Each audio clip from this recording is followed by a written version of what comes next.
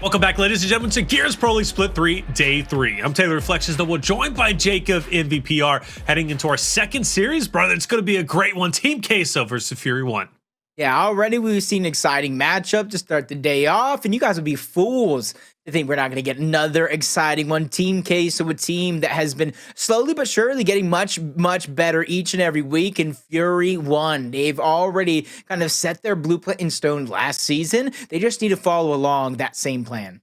Yeah, Fury 1, talented roster. Aimboot, Detox, Insim, and Press. What the hell did I write down? That is not, that is not the right roster. Let's be honest. Let's just go through. Let's start with Team Queso. Let's take a look at them. My notes are scuffed today, apparently.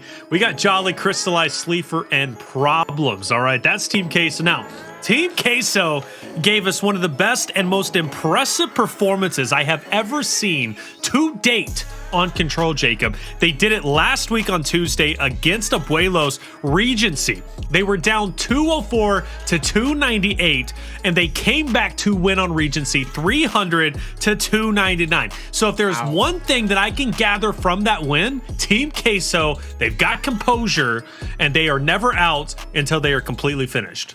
I mean, ever since this roster has formed, they kind of have that danger feeling. They may not win the gold at the end of the day, but they're definitely going to bracket bust a lot of teams. So for this split, they just need to continue learning. So that way they're not a bracket buster anymore, but they become a challenger or championship contending team. All right, let's take a look at Fury 1 just to educate myself and to fix my notes, because Rushies and Inzum are not on this roster. I just want to clarify that, all right?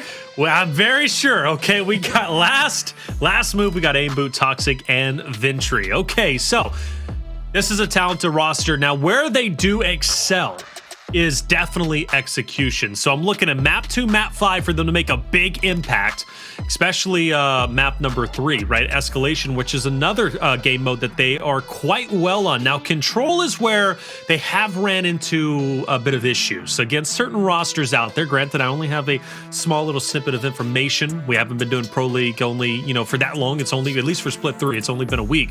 But Control is where they're going to have to step it up. They take a Control map against Team Queso, I'm going to start to worry about TQ, especially moving into execution escalation.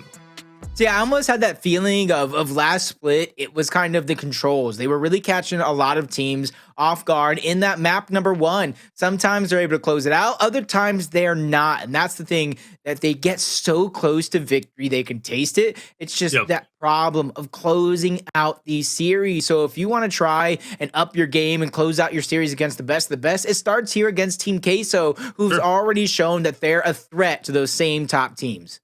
Team Queso, they're 0-2. Fury 1, they're 1-1. Now, why is this matchup impactful to me?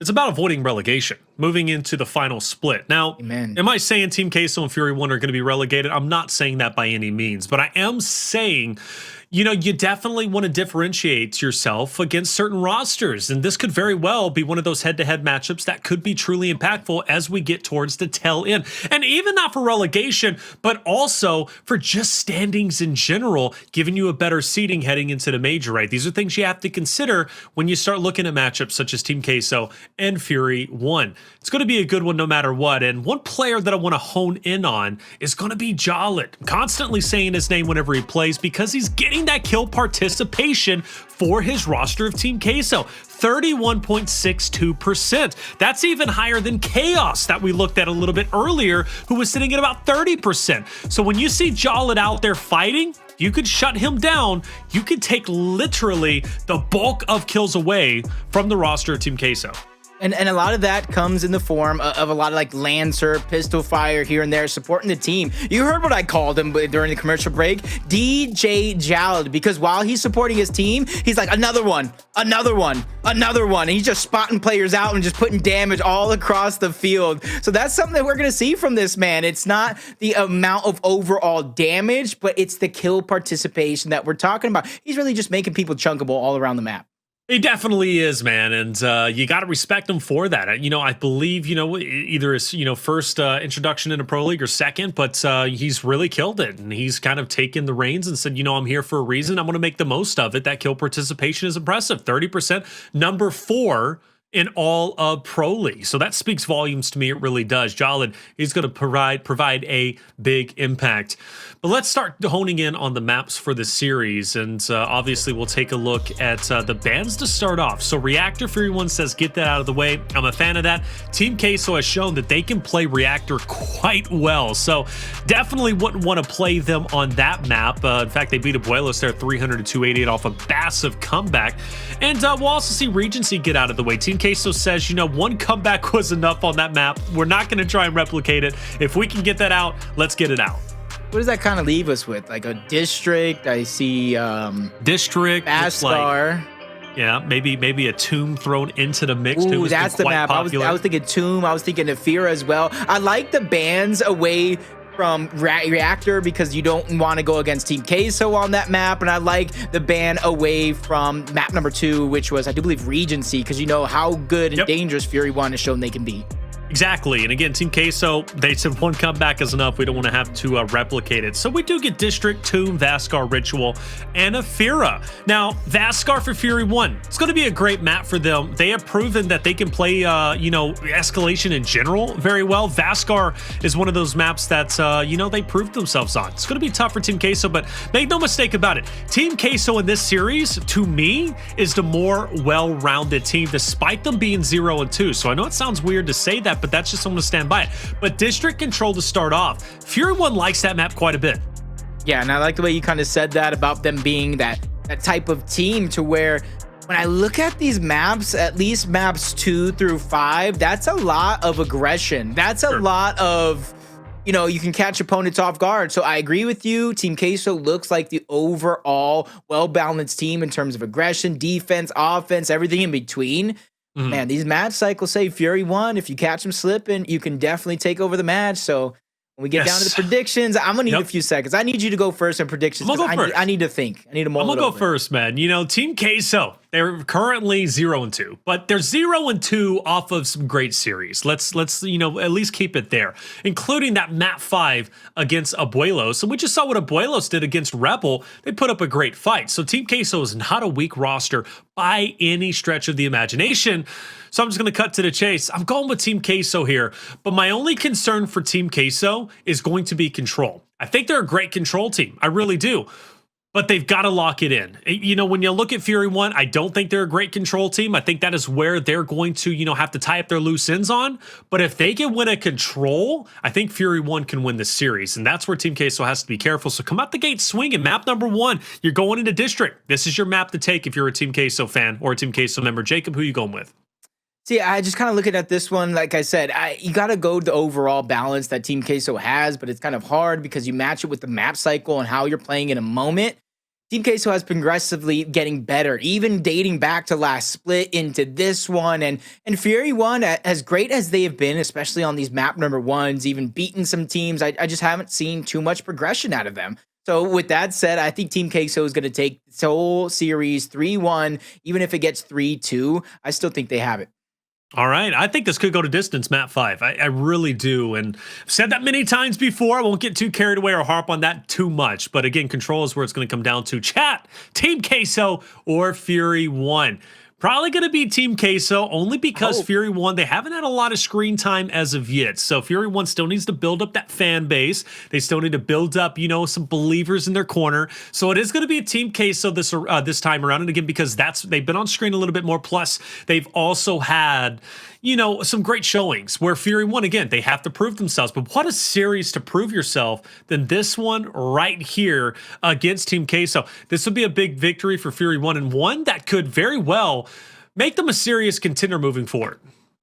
Yeah, and honestly, I look at that face. I just keep thinking flashbacks of me and calling the Stinky Cheese Man 2.0 type thing. But honestly, they're going to have to be a different type of Stinky Cheese to really take down Fury 1. And I think if Fury 1 is able in the early maps, you don't have to necessarily win map number 1, but really catch them on their toes, surprise them, intimidate them, and make them rethink their strategy. That's how you kind of obviously progress into a longer series, but you still have to win one of these first 2 maps in order for us to obviously go to a 4th one. Because I think when it comes to Escalation, you might disagree with me. I think Team Queso might have that one unlocked depending on where they place those weapons.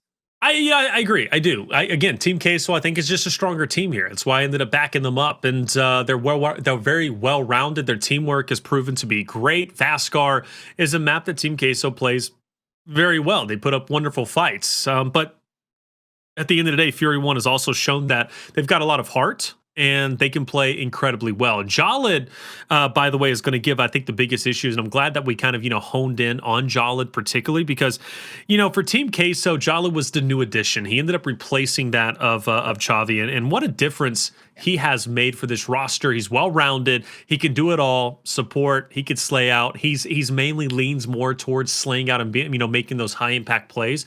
But Jaled really is the guy that if I'm a Fury 1 member, I'm going to try and isolate him. I'm going to try and at least put him in 2v1 situations, at least maybe 3v1, whatever, if you get that opportunity. But I want to isolate Jaled. I want to take him down because he is getting the bulk of the kills. He's getting that 30% kill percentage. So he's the guy that I want to isolate and take out.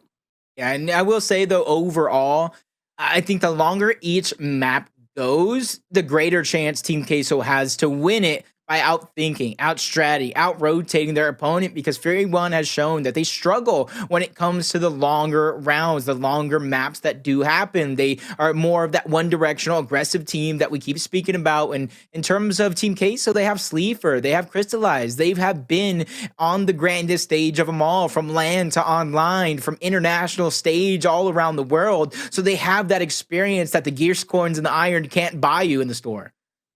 I mean, that's a fact. They've got the experience, they have been there before. But then again, you do have to give like the newcomers a bit of credit. Fury 1, they've got a lot of passion, they've got a lot of heart, and that can carry you quite far. You look at Fire and Ice when they enter, were obviously Fire and Ice, the second roster, the second iteration, not the F&I that was then transferred into Noble, but that F&I roster that did have Xavi on it. We kind of saw his breakout split, if you will. They didn't win a single series, but they were always a team that was incredibly scary because they had a lot of heart. And they had a lot of potential mechanic. They were mechanically sound, and you never knew what you were going to get from them. But aside from a great game or a great series, and I think that's the same thing here for Fury 1. Plus, with Fury 1 knowing that they're not the crowd favorite, they know going into most series, people aren't necessarily going to be backing up Fury 1 besides the core fan base. So they don't really have a lot of pressure on them either. They just have to go in and perform as well as they possibly can. They've got to make believers out of everybody, and I think Fury 1 is hungry to do that.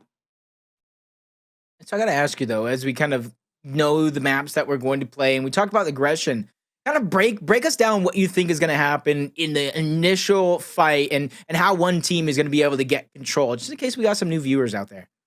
Well, first off, control, right? The goal is to get to 300 points. That's going to be the cap. So 300 points is where it's going to be capped at. Sorry, so I guess we might be getting a sub tonight, unfortunately, and that was something that I kind of should have talked about. Nero, he has subbed, and when Nero does come into play, he's actually quite good. We've seen him compete in previous splits. Sleefer's been having connection issues. It's highly unfortunate. And that's one of those things, too. If Sleefer's connection is fine, like we haven't really seen that yet. So for Team Queso, Sleefer's been having issues from week 1. Hopefully he gets that fixed. This has now been going on for a week, but we'll figure that out, see if Nero really is going to be coming in, but I believe he is going to be coming into sub. But, just to help the viewers, control, first to 300 is going to win. You're going to have various different hills that you have to rotate to, 75 seconds per hill that you can potentially get.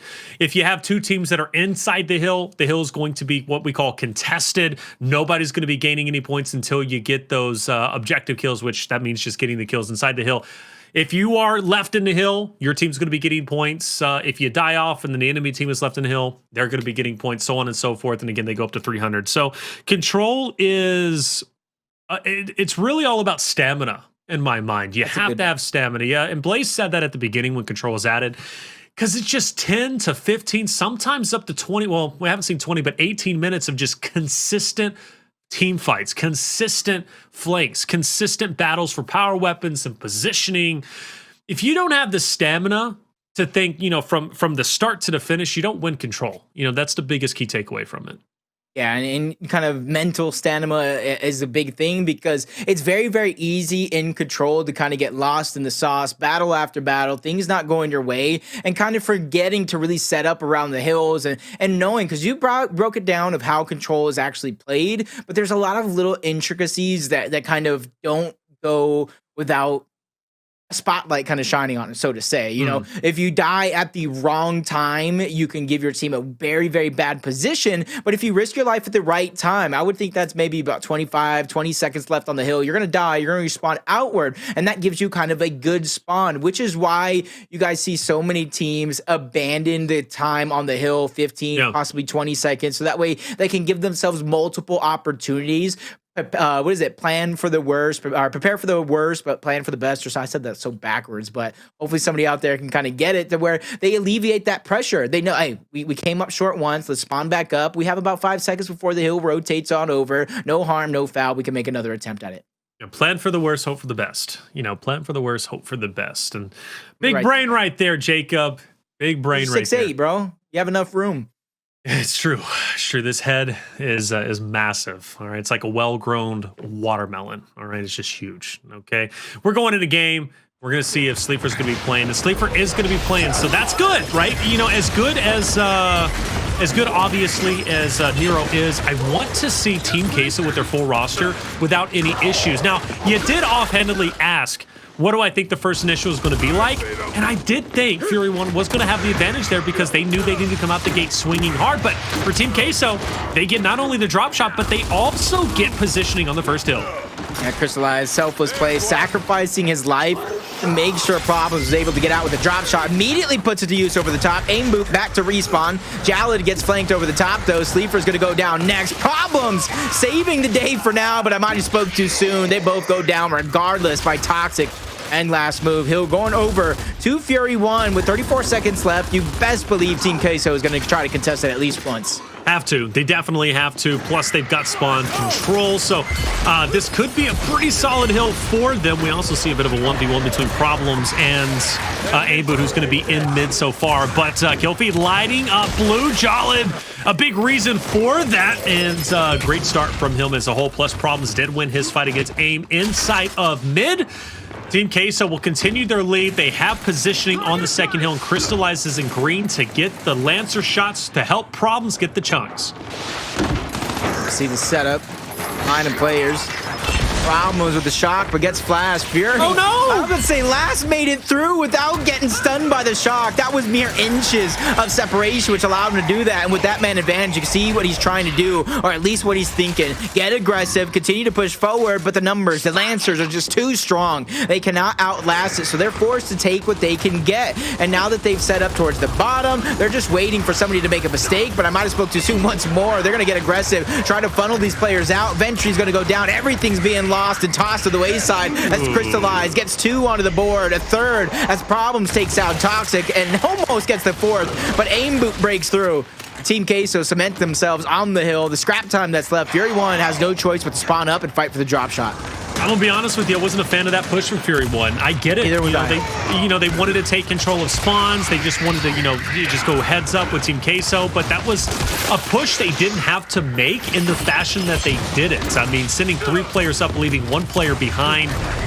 That was just bad coordination as a whole, in my honest opinion, and they're going to pay for it. They're down 62-36. Now, do they have a chance to get the last 20 or so points? Yeah, they do, but they still gave up more points than I think they should have gained if they just would have stayed put and kept the hill contested.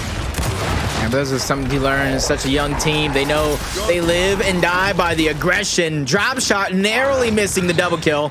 Still finds one on to Cristalize. Problems forcing the shock out to try to stay alive, and it doesn't even work. They find the down regardless. Jaled's going to get taken out, so 2 players down and out. Sleeafer with the world on his shoulders when it comes to defending the next point. He spots 4 members of Fury 1 just taking that mad dash, trying to displace him out of the hill. Going to be a big battle for this current hill, and Fury 1 might have the advantage here as long as they don't get too overly aggressive. Toxiq, he kind of balances that aggression by pushing out. He knows Team Queso is going to be going towards mid, so he gets a lot of great damage in. Now, Will Fury won't be able to hold on to the hill? It's going to be up to Team Queso to decide that. And they are going to have some good positioning here to kind of collapse in slowly but surely. 50 seconds remains. This is great news for Fury 1, who now currently have the point lead. Aimboot's going to be trying to keep Jaled in check, who's going to be on the opposite end. He'll back up full red. He will drop Toxiq there for cleanup. Jaled wanted that early pressure, but he's forced to back up. Meanwhile, inside the hill, Problem's going to get it down. Aimbot on the outside is going to get a couple of shots into Jaled. Sleeafer and Problem's caught in a corner. They're going to be finished off. Jaled now by himself. Fury 1 will hold on. That was a great attempt at a Problems. Unfortunately enough, he didn't land the chunks to get the eliminations. Now Jaled's forced to rethink the situation, and by executing him, you also give him a little bit of a longer respawn. You're not allowing him to take his health out and get to that respawn quicker. A shock grenade's gonna come up. Cristalize is gonna grab that one, drop shot in a few seconds, and actually both teams are positioned here, so Cristalize does have the big advantage in the shock, but that one goes out the window. Great 1-2 punch coming out from Fury 1. Great shots indeed. Problems once again into the corner. Aimbot looking to push up.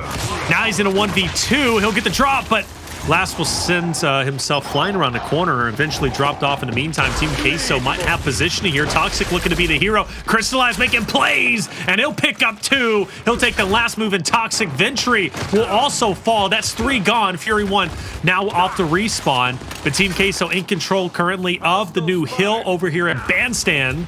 Jaled controlling mid. Fury 1 has no choice but the 3-strong push straight into Sleeafer and Cristalize. It's doable, though. Definitely is doable. Flash a little bit too quick. Doesn't get a stun, but multiple players are spotted out. They know they're in the corner. Cristalize lands a haymaker. Unfortunately, Toxiq hits him with the up A before he can land the second shot. Sleeafer bouncing back and forth. Problems trying to get another flank, and both of them are going to come out as duds. A trade and downs, but the only one to be there is going to be Toxiq to get the revive and the elimination. Jaled with downs, knows the cross is there. Teammate and Cristalize, they get a second one, but the downward, every position is going to go to Fury 1. So as soon as he up A's trying to finish him off, the Lancers are there to stop him dead in his tracks. Sleeafer full red, forced to back up. Fury 1, a lot of real estate inside the current hill. Last move sees an opportunity to push onto 1. He'll get the finish and drop onto Problems. Fury 1 is having a hell of a game so far. The lead is minor, but it can absolutely start to snowball if Team Queso doesn't step it up shortly. One thing that Fury 1 does have is that slaying power behind them. At the beginning, it was all Team Queso. Fury 1 made that mistake by getting a bit too over-aggressive and pushing up. But ever since then, Fury 1 has kind of found a little bit more of a balance, but it's definitely teetering more towards aggression. But that aggression for now is paying off. Definitely is, and that's going to be one of the biggest things that propel them to being in the lead in a lot of the matches that they do have the lead. But Aimboot going down. Last move is going to make his last move for this life. Back onto the respawn. Problems with his third flank. He's 0 for 3 when it comes to the flanks. He might try to want to rethink that strategy, but his teammates are there to kind of pick him up as he gets dropped down. Now from Aimbot in the middle, he's going to get that drop shot, so that's going to be huge here. Maybe Cristalize take down Jaled. Krista's going to push out very aggressively. And again, a bit of a push that I don't agree with. He's looking ahead. He sees the 1v2. There's no reason to make that push aside from maybe trying to clear out the drop shot. But either way, will there be recovery from Team Queso? Sleeafer's definitely making a good argument for it. He penetrates the hill and takes down 2, but the job's not done yet. He's got Toxiq, who's on the outside, plus Ventry is going to be pushing forward. Tough spot for Sleeafer to be in. And if you could take it back, again, I don't think that push from Team Queso was warranted. Why would you push out into a 1v2 knowingly? That's what I've always said. You can have all the confidence in the world to take and win every single fight, but you need to have the IQ and the brain to know which fights you should take and which ones you shouldn't.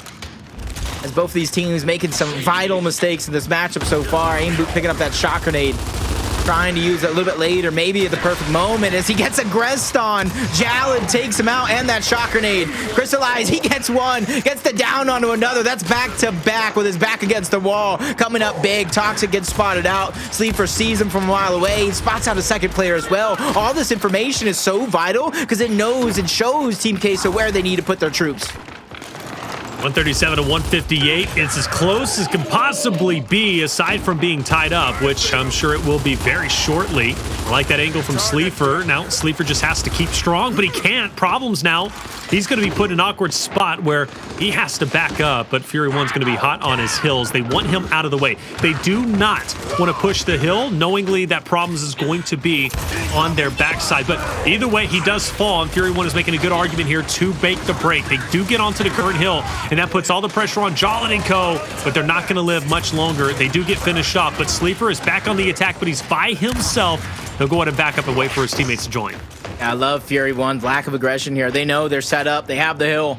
It's up to Team Queso to break through their lines of defense as everybody's beginning to shift. Cristalize with the drop shot in hands, and you can already see where his mind is. He's trying to position himself for later on in the game. Catch somebody out on rotation, so that way they can solidify the next hill, knowing they gave up a lot of time on this last one. 196 to 161. Fury 1 will break 200 just nearly and actually hop off exactly at 200. Team Queso, they'll go ahead and prioritize getting inside the current hill. Well, back to the original start here. And maybe a turning point for Team Queso. They will get a couple of drops off the rip. Aimbot is going to be teetering on the outside. He actually hops over cover. He says, look, man, I'm ready to scramble with you, but he's going to end up falling, and the drop shot will go to the waist. Sleeafer with the kill on Cristalize with drop shot in hand. What was that? It's on the flank. That's a nice flank lancer play from Toxiq. Problems has to step up big. Goes for the revive, but the flank is going to be secured once more. Back-to-back downs. Toxiq! Wow! He makes it happen. Drop shot still on the ground. Sleeafer. Problems. Everybody knows it. Aimboot makes it happen. It's still on the ground. Cristalize. He was one of the first players down. He gets it. No! But Ventry puts it back on the ground. The drop shot occurs until it's in the hands of Ventry. Things have finally slowed down. Use it. 210 and counting. No. It's a curse. He gets out, I think. No, he doesn't. He's coming back. Wow, what a series of events, and really unfortunate series of events for Team Queso. Sleeafer chunks his own teammate of Cristalize right when he pulls out the drop shot, and he has a two-piece lined up. That is so unfortunate and uncharacteristic of Sleeafer, who just quite simply made a bad play and a bad mistake that turned into great plays from Problems, but then ultimately a finish for Ventry to get the drop shot. That was just so so crazy and chaotic. You don't see that too often. Drop shot versus drop shot. Two drop shots at the same time. This is like when Gears of War first came out on Escalation. You put the drop shots on the home hill, but that first one's going to be a miss. Ventry, he actually goes miss for miss with Problem. What is going on here? And then Toxiq will chunk Ventry. The team kills are unrelenting, boys. Calm down a little bit and think it through. Either way, for Fury 1, they're up 240 to 188 now. Team Queso might be on their way out of map 1, and I set the storyline up for Fury 1. Winning the controls is going to be critical, but even more so for Team Queso. This is where at least I thought they would do exceedingly well in, but I mean, they are having some struggles. Problems missing too many shots, and well, last move and Aimbot, they're going to go ahead and capitalize off of that. Fury 1 well on their way to victory. Yeah, they're going to get so close, around 290 if they bleed every single second dry. See in your minimap, it's Toxiq trying to take that additional angle, and he's not overstaying his welcome. He's just getting the information and backtracking, trying to be another line of defense, which is absolutely perfect. They found the first down. Team fire is going to be perfect once more. Multiple players are going to get dropped, and in fact, the whole squad is down and out, and you can see him. The execution begins, and once more, this might be a little sign of disrespect. I'm not going to say it's not, but it puts Jaled on to respawn that much longer. He's going to be out of play. 190 to 279. That extra love showing, you know, kind of bite them in the butt in the end, maybe, but still, it's a large mountain to overcome. But Team Queso, again, that composure I talked about in the beginning, the composure that was represented against Abuelos on Regency when they were down 204 to 298 and came back. Fury 1, don't play with your food too much, brothers, because you got to finish this team off, because when they get started, it's hard to shut them down. Momentum is a very real thing, but kill feed will light up red. Sleeafer now might have his hands full very shortly, and Problems has to really compliment him here. Hold back Fury 1 as long as you possibly can, so then you can get Cristalize and Jaled to join you. And you can see everybody from Fury 1 sifting and shifting on over towards the bottom half of the map. Toxiq with the drop shot, a chance to really ring this one wide open and put the Victory within reach, but he misses. A miss towards the backside. Sleeafer, so much room to work with. Problems goes down. An accidental grab from Sleeafer. His life is going to go down. Problems trying to do what he can. He gets two. He gets two. Problem making up for all those mistakes early on. Goes back to back along with Cristalize to net themselves 3 straight kills as a team. The comeback is a real possibility now. Okay, so Fury 1, you know, they wanted to show some passion, okay? They wanted to show some love and some executions. That's happened twice, but hey, the map wasn't over with, ladies and gentlemen. It's still ongoing, and Team Queso is coming back now 39 points away from tying up against Fury 1. This hold here is going to be incredibly important, even though there's only 10 seconds remaining now. You kill Fury 1 here, you have a big advantage, but Fury 1 might be breaking through, and you can really tell how hungry they are. They understand now the scoreline is too close. Cristalize, he's going to be full red, just 3 seconds to fight for. Big body shot on the Toxiq, and he will not get the kill. And Toxiq will get 2 points to take over to 281. But now we're on what I think is going to be the final hill. Who is going to take it? Well, Fury 1, they've got some good real estate on it, so it's up to Team Queso to push him back. Oh, he's trying to save his life. Perfect! Perfect save from Problems. Jaled's life was so important because he has that shock grenade. That going down early, but he almost gets tricked on. The happy feet is real. Toxiq goes down. They're doing what they can. 6 points. 6 points is all Fury 1 need to close out this map, and it's going to be a long one if Team Queso are trying to mount a comeback with drop shot coming up. Jaled already having that shock grenade like I pointed out earlier. This is looking like a recipe for success. Woo, 275 to 294. Team Queso might be able to do it once again. This time on District instead of Regency. Big shock. Huge shock thrown out from Jaled, but I believe there's enough spacing for player 5, Aimbot, to swing the corner and get into bandstand and blindside Jaled, but no, there's not. He's going to be tagged from it. 294 and counting. Fury 1 must get a touch. Cristalize has to hold on. Problems now is going to be on the flank from middle. Last move is going to be able to get the kill on the hill. Ventry now. Me shield in hand is going to be able to lance or excuse me, snub out Problems and Jaled over in the corner. We're still tied at 294. 15 seconds to fight for. 1 more point will tick away. 2 more points will tick away, and Team Queso will complete the comeback. No, not just yet. It's going to be contested, but now it's over. 300 to 294, and Team Queso will win map number 1. Sleeafer just stood up. He said, not even close.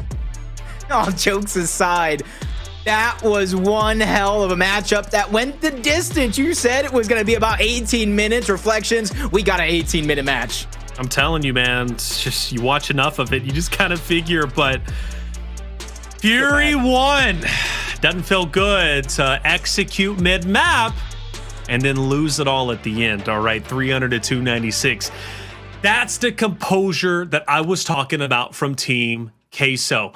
They are a roster that is kind of reminiscent of the top 5 teams, Jacob, where you have to consistently beat them down. You have to consistently try to put them in the grave early on. You cannot afford to let go of the gas at all at any point during the maps, especially on control. You can't do it because they will find a way to come back. But let's not sugarcoat it. That was a great comeback, Jacob. But Team Queso consistently finds themselves where they have to come back because of lackluster starts. Yeah, I was kind of just thinking that same exact thing. Comebacks are nice. They're very entertaining. As a caster, I love them. As a viewer, you guys probably love them as well. But these guys, Team Queso, they're upset after a victory like that because they're like, what went wrong? Why are we forced to come back? Especially against a team like Fury 1, to where we know they're a good young roster. But if you ask Team Queso, in their head, it should have been a lot easier. It should have been, you know, I mean, especially if you're thinking about this was their map pick, Team Queso's map pick. So this is one that they said, you know, we want to start off with. We're confident in our control. You know, more importantly, we're confident on District. But, you know, these comebacks, they're a consistent thing. But there was a lot of mistakes made from both rosters. You know, we saw the team kill. This was Cristalize pulls out the drop shot. Sleeafer just walks right up to him and gets to chunk. In my opinion, that team kill was inexcusable because there wasn't even anybody from Fury 1 in front of Cristalize. He already got the chunk. It was just, it was bad. But then the silver lining is Problems, right? Problems pops off, makes some big plays, but he's shut down from Aimbot. And then Aimbot is shut down from Cristalize, who comes back from the grave, and then he picks up the drop shot again, only to get chunked. It was just bound and determined by fate that Cristalize did not need to touch that drop shot, man. He got it twice, and it just was his undoing.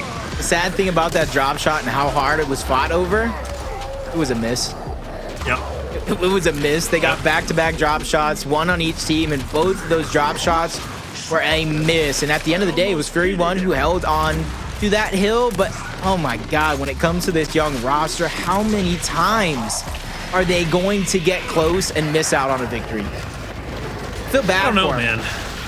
Feel bad for who? Fury 1? Yeah, but at the same time, they're doing it to themselves. No, you can't feel bad for Fury 1. Absolutely not. There's no sympathy. You know, it's one thing if Fury 1... Ruthless. It's not being ruthless or mean, Jacob. It's just being a competitor. The job wasn't done yet.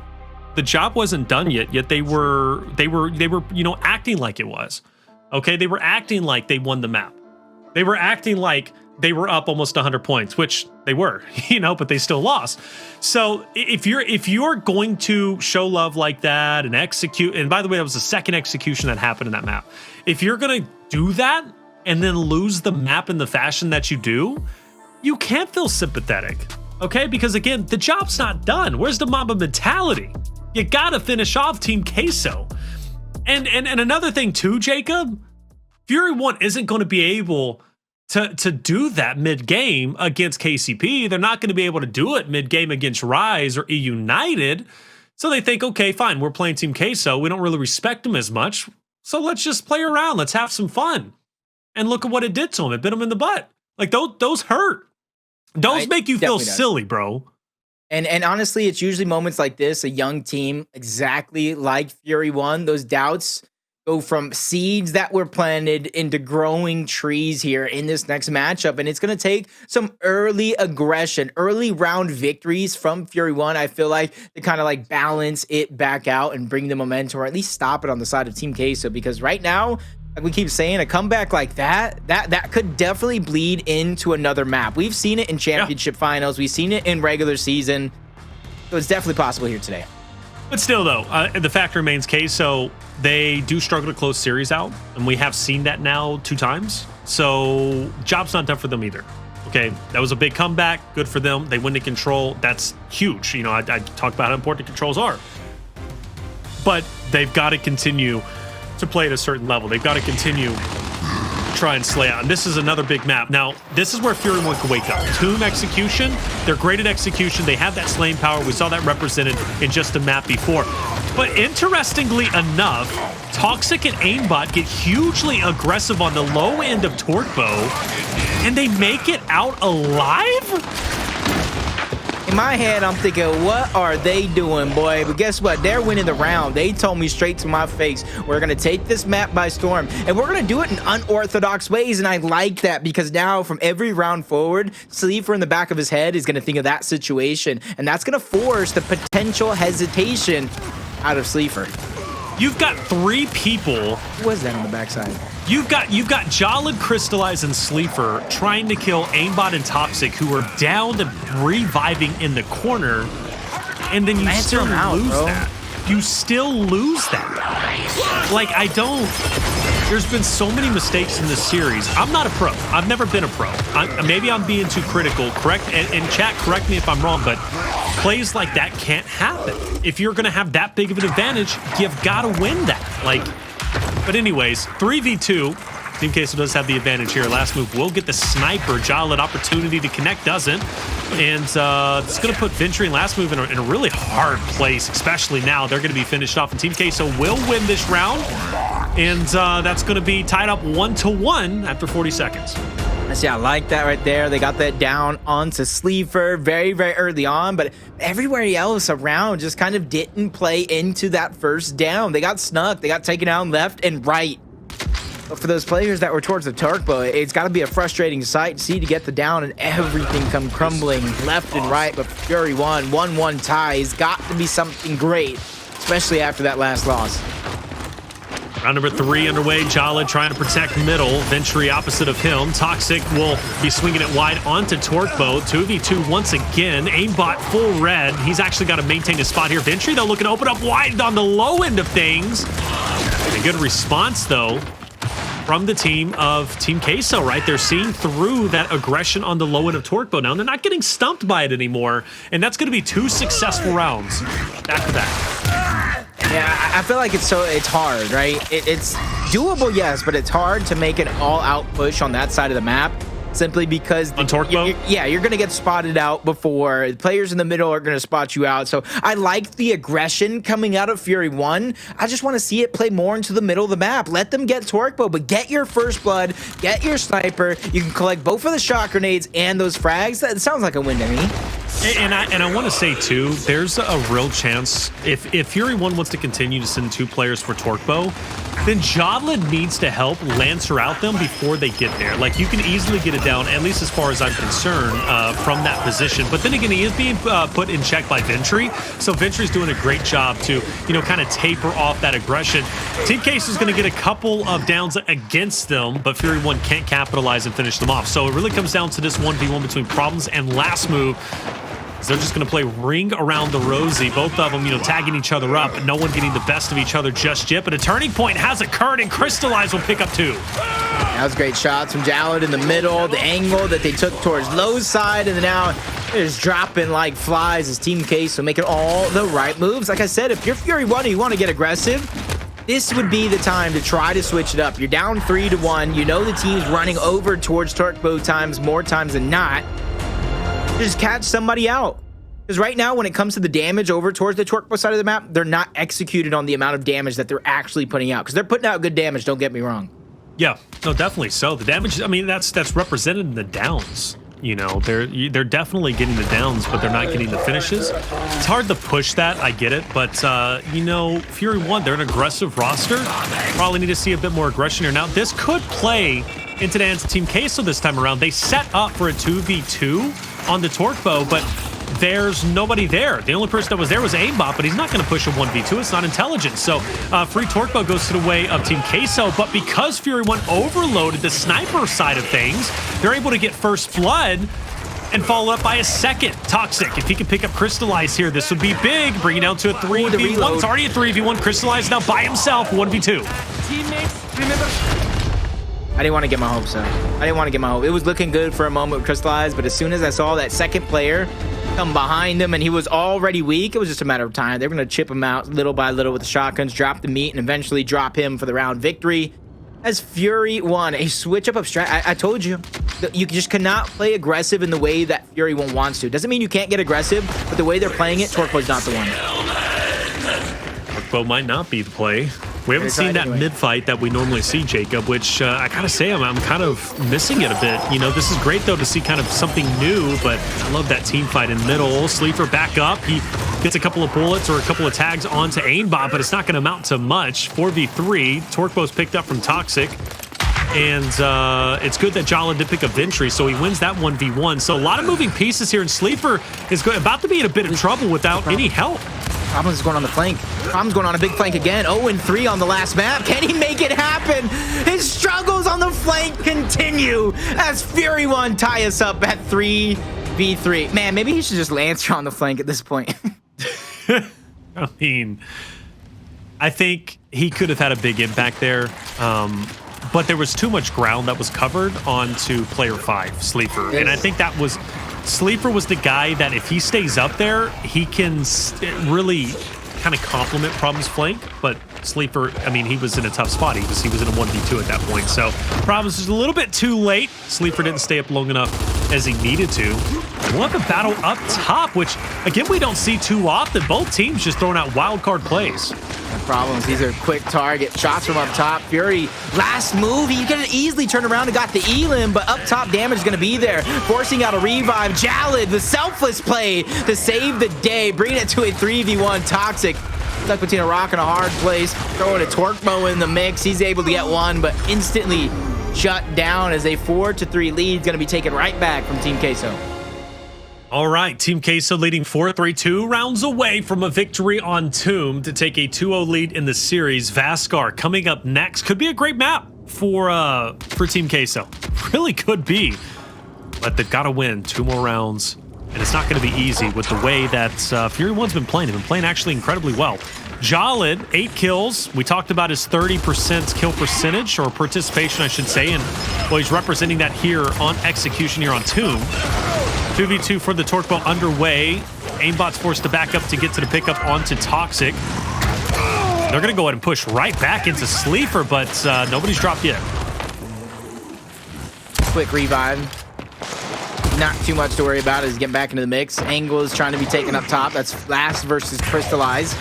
In the middle is Ventry versus Sleeafer. Ventry is just trying to take some sort of position here. A little bit of pepper on the opponents that is towards Torque Bow. Not an immense amount of damage, but it's at least making them kind of second guess, and they turn. They make problems to target 2v1, and they have another 2v1 in front of them while 2v2 is going down. A team kill from Aimboot, but he makes up for it by taking out Sleeafer. Torque Bow is going to be picked up, but they need to make short work of this 2v1 to keep the advantage in their favor. They do just that. Now Cristalize has his hand full. Hands full indeed, but he's handling it quite well. Ventry will drop after the Torque Bow connection, and last move. Has to be careful. Take some splash damage. Cristalize sends another one flying, goes for the push, and bold move from last move to pull out the sniper. He was trying to go for the body, expecting Cristalize to push, but he doesn't take the bait. Ring around Rosie we go. Cristalize might have an opportunity, but doesn't make the push. So stalemated once again, but the action is tense. Last move, good shot, but he can't get the follow-up. And Cristalize will recover, but only for a short period of time. And Fury One will tie it back up 4-4. He got Torque Bow going for the sniper. I feel like he went Torque Bow going for the sniper. I feel like at that point in time, Reflection, you can correct me if my feeling is off, as you see the team kill that really costed them the low fight, even though he was able to get one on the Sleeafer, but just play it out 2v1. Explain what you're saying, because I'm not sure. So he grabbed the Torque Bow and he had more than enough time to rotate it on over. Instead of making that risky sniper grab, just play the 2v1 with Lancers. Oh, gotcha. You're talking from the perspective of Fury One? Yeah. Got it. Sleeafer once again with the Torque Bow.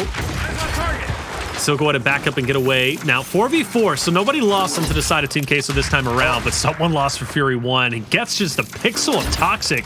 And now this is definitely the time you don't want to pick up Sniper, because Sleeafer, he's deadly accurate, take too much time. And Fury One has to play this very carefully. Playing as careful as possibly can be. 3v2, splash damage not going to be a factor there. Ventry goes in, finds one, but immediately gets taken down. Fury One, they play such a good job in the initials, the early portions, but when things slow down and they don't have the advantage, it seems so hard, like climbing Mount Everest when it comes to them having some sort of a comeback in these rounds.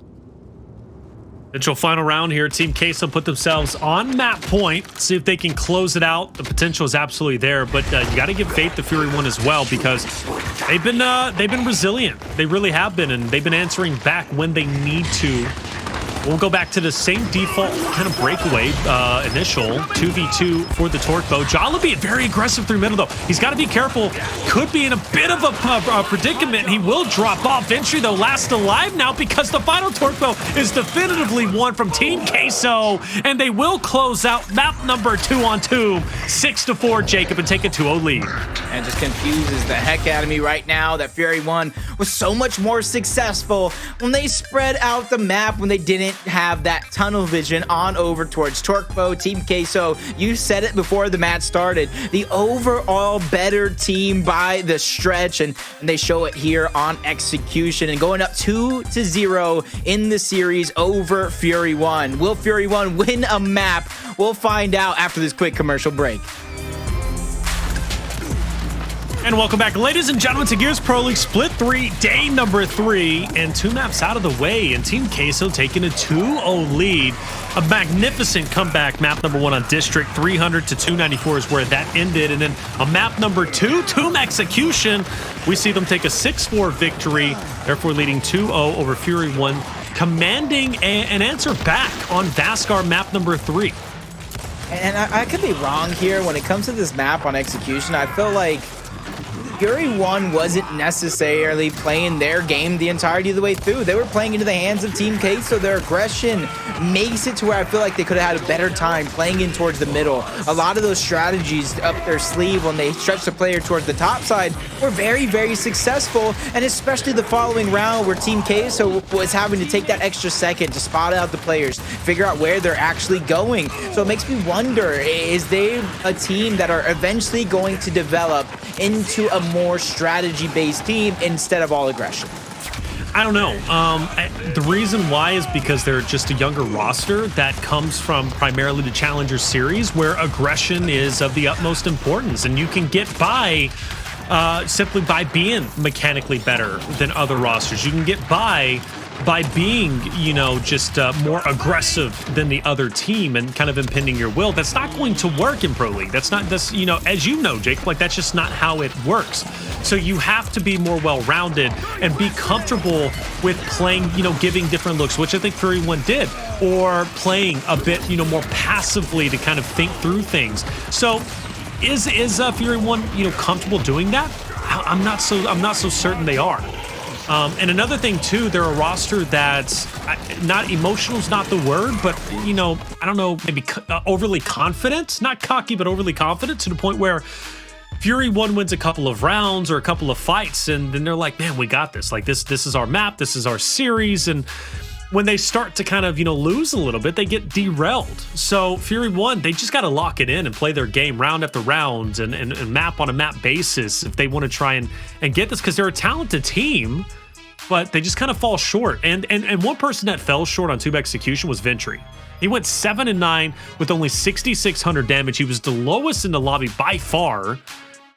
And he was the one fighting that sniper fight. But then again, there was a lot of emphasis placed on Torque Bow, so it kind of makes sense why he's not picking up the bulk of the eliminations. But still, though, he did not get that damage that he was needing. I hate to say I told you so, Reflections, but didn't I tell you the longer each map goes, Team Queso's chances just increase more and more and more. Very long map number 1, they edge it out. Long map number 2, they edge it out yet again. I'm not going to say it's over. The fat lady might be humming a sweet, sweet song in the background, but she's definitely not singing just yet. And I think Fury 1 here, they have to play the map into their play style. I can understand wanting to play the game, you know, correctly, team fire, set up in that way, but they haven't learned it. They haven't perfected it. So now is not the time to make that be the strategy you're leaning into. Put something down towards that tank, sniper, M-bar, and make them fight you for it, because that is what you specialize in. Even if you're not successful, play into your strengths, not your weaknesses. So map number 1, you look at, or at least I'm looking at the damage done, heavily one-sided to Team Queso. Map number 2, I'm looking at the damage done, not heavily one-sided, but definitely one-sided to Team Queso. Now we're moving into Escalation, where damage is currency. We're moving into Vasgar, where damage is currency, okay? Team Queso are going to be peppering Fury 1. It's not going to be comfortable to close the gap, get up close and personal in those CQC fights. So Fury 1, I ask you the question, how do you battle against that? Do you just fight fire with fire, and obviously team fire with team fire, or is there a way around it? You mentioned a power weapon. You have to fight fire with fire. Normally, I would say no. You can see the Pioneers, they back roll. You can see a lot of teams know how to set up defensively, but Fury 1's, unfortunately enough, they're just not there yet. They don't have the strategies in order to really set up and play that way. So like I said, I want to see something big go down towards the tank, force that big fight, and you need to realize you have nothing to lose at this point in time except for the match itself, where, I mean, yeah, that's big, but at the same time, do you want to lose playing your game, or do you want to lose slowly, just simply losing? You get play your game, man, you know, and leave it all out there. At this point for Fury 1, you're down 2-0 in the series. You just got to try your best. Like, this is it, especially here on Escalation. A little bit of team fire coming through. Jaled with that off angle could provide a bit of a problem for Fury 1, but they work themselves out. They figure it out, and a domination will start ticking through relatively soon. Ventry just has to hold on. He's going to push Sleeafer. He knows Cristalize was flanking him, so he makes the best play in the moment. Fortunately, he falls, but fortunately for Team Queso, the round is extended. Yeah, look at the mini-map. Toss and turn, push and pull. Even though Aimboot gets one onto Jaled there, they have a 2v1 on the other side of the map in which you're watching. Cristalize is going to be the lone player of Team Queso, and even though they lost the home hill of TQ, they're getting other hills back, and Sleeafer is going to overextend, but there's only so much. There you got one player there in Ventry, another one's going to be spotting up in Aimboot, so it's not going to be long to where you're able to hold on to this hill. Sleeafer backing up. Fury 1 will push forward to push him off of the hill. He's actually going back. Love it. In. Love the quick play, though. You like the play from Sleeafer trying to push that fight? No, not Sleeafer, the quick play from Fury 1 to take the numbers while they can, because look at Jaled's here. He's backing up. He would have been that third player, the help that they absolutely needed in that situation. But by staggering him out and playing as fast as their play style is, they're not letting Team Queso breathe in this round. All right, Cristalize will fall. Last move will take him down, but with checks the flank, he's got Sleeafer now right into his face, but last move holds it and takes the angle and gets the kill. Well done from him. Problems now. Big 1v2, and the reason why it's big is because he's the last player from Team Queso to try and keep Fury 1 at bay, and he will fall. And now the job is going to be very difficult because Team Queso is going to have to be off of respawn, and they're going to have to just simply battle for their own home hill. And by the time they regain it, they could be facing a wave of domination. They could be facing, you know, a massive point lead from F1, but the kills are coming through, and Ventry is holding his ground, and Sleeafer will be backing up. Who's going to be able to take this kill? Oh, they have stopped flash grenades. They're coming off of respawn and not using their utility. I'm just shocked right now. Molly's shocked in the background. She agrees with me. Throw your flashes. Help yourself. Now the only way Team Queso wins this round, Reflections, is by a triple cap domination. Hey, who's Molly? Molly, that's the dog. That's Molly the dog in the background. She agreed. You heard her. Is Molly your dog? Every dog's my dog. No, the dog at the studio was Mia, and that was, I believe, Jordan in the background laughing like a hyena, bro. That wasn't a dog barking. Hey, 246 to 190. Oh, whoa, is it 249? 249, but A's gonna be captured. It definitely was fun all the way till the very end, but let's go back to those flashes, Jacob. Yeah, they were coming fresh off of respawn, and you could see Cristalize went in. I agree with him. He's just trying to put out the damage so that way he can help his teammates off of respawn get those downs. But you saw a second player, a third player come off of respawn, and no flashes get thrown. What's the point of spawning up with a flash, going directly into a fight and not using it? Asserting your dominance. That's the only thing that I can think of. You know, I don't need a flash to kill you. All right, no, you use the flashes if you have them. Why not? Big round for Fury 1. They take it. It was an exciting one all the way to the very finish. Objectively, we saw a lot of moving pieces, but Fury 1 held on. Time around, Team Queso will take the 2-1 hill advantage, but Fury 1 has more real estate and more manpower on the right-hand side. But maybe it's going to be short-lived. Toxiq, he's going to be finished off, and so is Sleeafer. Jaled will also fall, but Sleeafer stands up. Sleeafer has a big fight ahead, but Aimboot, he's going to get the meat shield. Sleeafer still full red, just trying to maintain as much coverage as he can. He gets his health back, and now can force the 1v, but Aimboot is running. And just trying to play his life here, knowing it's so important. Triple cap domination, though.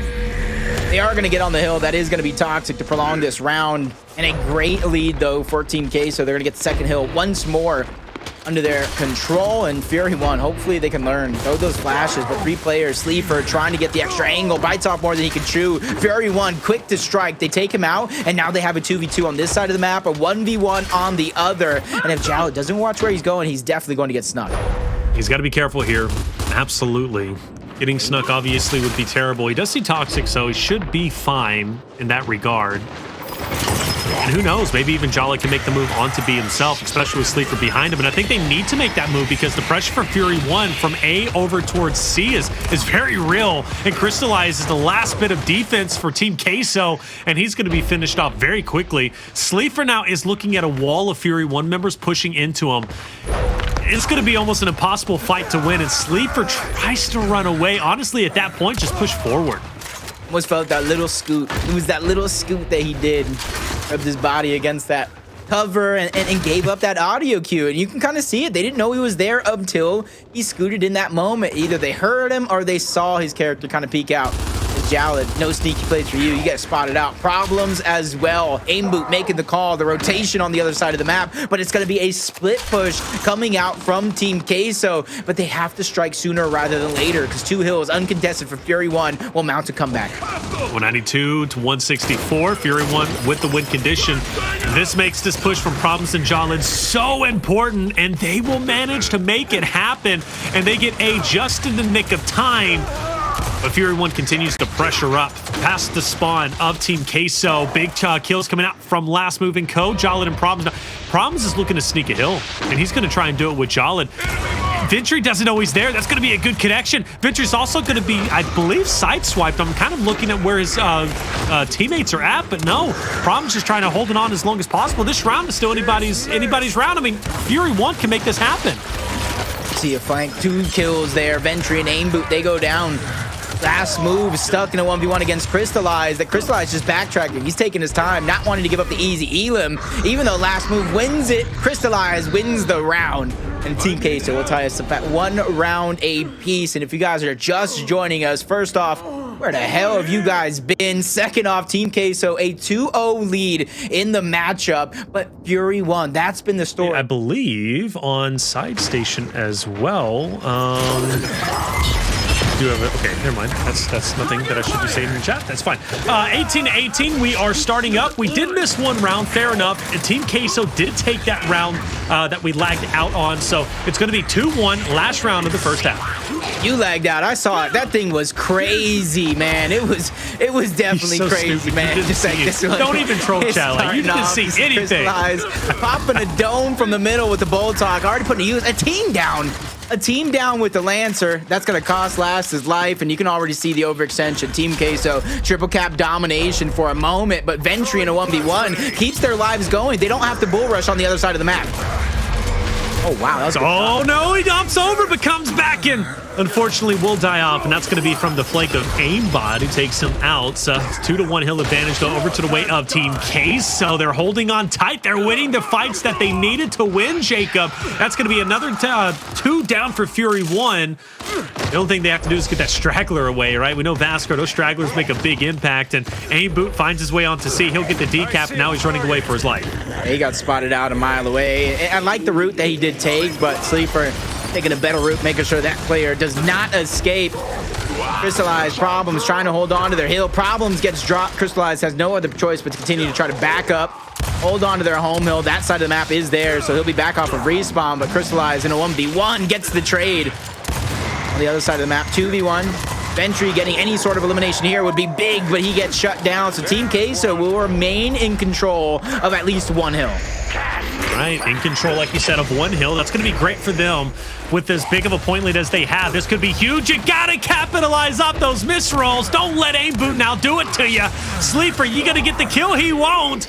But luckily, his teammate of Jaled will pick up that big elim. There was a moment that I thought Aimboot was going to pop off after the misroll, but he doesn't.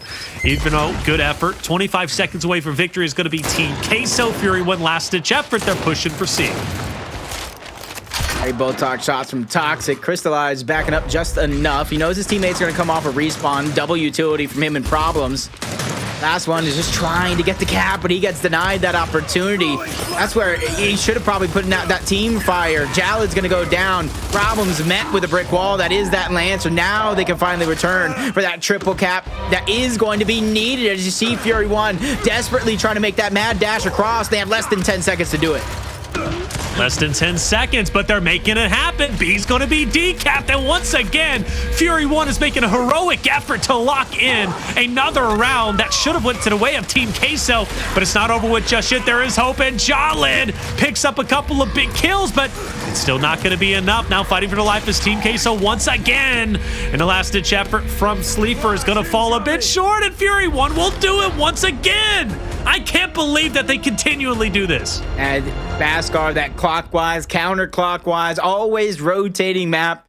You can see their aggression. They're just getting the best. They're finding the right eliminations at the right time. And most notably, it was Problems and Cristalize trying to hold down that hill. 2 different pages. Problems goes down. Cristalize forced to back up. And that was just really step 1 of continuously putting the pressure onto Team Queso. So when it comes to the weapon selection, Incens over Shocks, and that's something we see more and more as Gears of War 5's lifespan continue to go on, because the high risk, high reward, that instant kill potential means so much.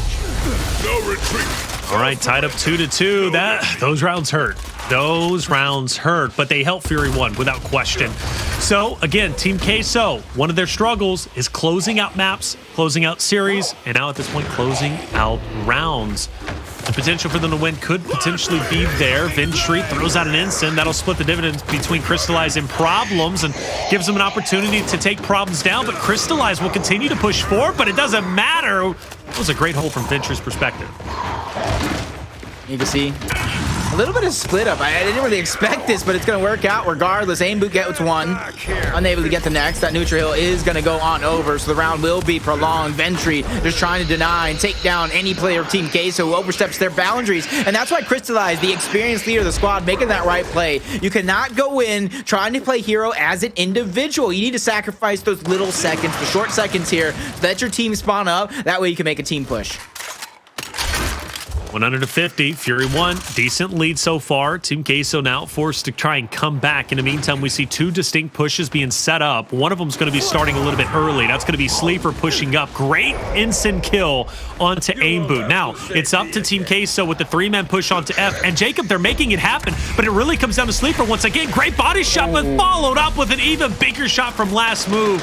That will keep the round alive for Fury 1. If he doesn't win that fight, this round is definitively finished. For now, it's Team Queso slowly coming back, and even the neutral is getting decapped by Aimboot. You see the rotation from Ventry as well, so 2v2 on that side of the map. 2v1. Last move is going to be here by himself, only for a few short seconds as Toxiq does spawn back up. So with 2 hills to 1, it looks like Fury 1, they're going to set up in a 2-2 split, forcing Team Queso to get offensive. They are getting offensive. They're pushing up. Team Queso starting to make it happen. They're looking to, really give it right back to Fury 1, who took a round away that Team Queso probably wasn't very happy with. I wouldn't be happy. In a bit of a Mr. Krabs situation, player for Sleeafer. It seems like every time we're on his perspective, he is just playing around with the home hill of F1. I like the way they're just keeping them distance. They don't want to get one-shotted. Aimboot moving in. Great attempt. Now it's Ventry's try, and he's going to get denied that same opportunity. Cristalize backs him down. 2 minutes and 28 seconds. 3-2. Team Queso lead. And you got to remember, we had some hiccups. So if you guys forgot, 2-0. Team Queso, a commanding lead in the series as well. Yep, commanding lead. 2 rounds away from 3-0ing. Team of Fury 1. That would be a big victory for them. We just, kind of had a little minor discussion about how much confidence that could give to the way of Team Queso, just for the future of their series in Pro League, including obviously tomorrow. But job's not done yet. You got to finish it off. And Team Queso, they should know that better than anyone else. They've been so close to victory, but yet so far away, losing when they get just on the cusp of winning. So Toxiq nade out, and he's going to connect onto Problems, forcing Cristalize and Jaled back. Yeah, a little bit too long for the hold, but what he was looking for there was to make sure they were continuously capping the hill and not trying to bait it out. And you can see them going for the eliminations instead of backtracking for the hill, because they're trying to alleviate that pressure. But everybody from Team Queso is going to escape and live to tell the tale. All 4 of them are also positioned on this side of the map. So even though Sleeafer is starting this push, he gets spotted out. Ventry trying to take inches back from his side of the map. And you even see a rotation coming in from Toxiq. There's only so much Ventry could do. He can't backtrack anymore without risking his life.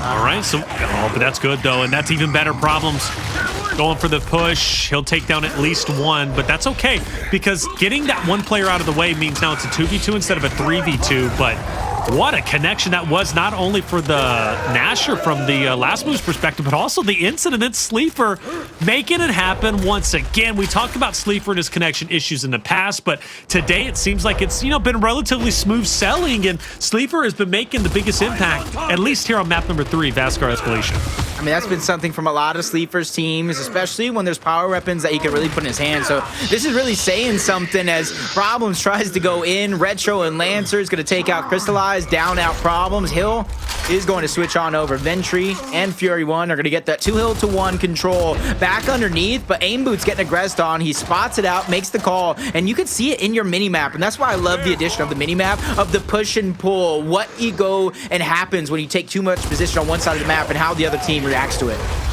Ooh, it's so close in score. This next hill retake or hold, in Fury 1's perspective, could very well set you up for success as we're getting closer to the very end of it. 40 seconds. It's not a long time really to play for.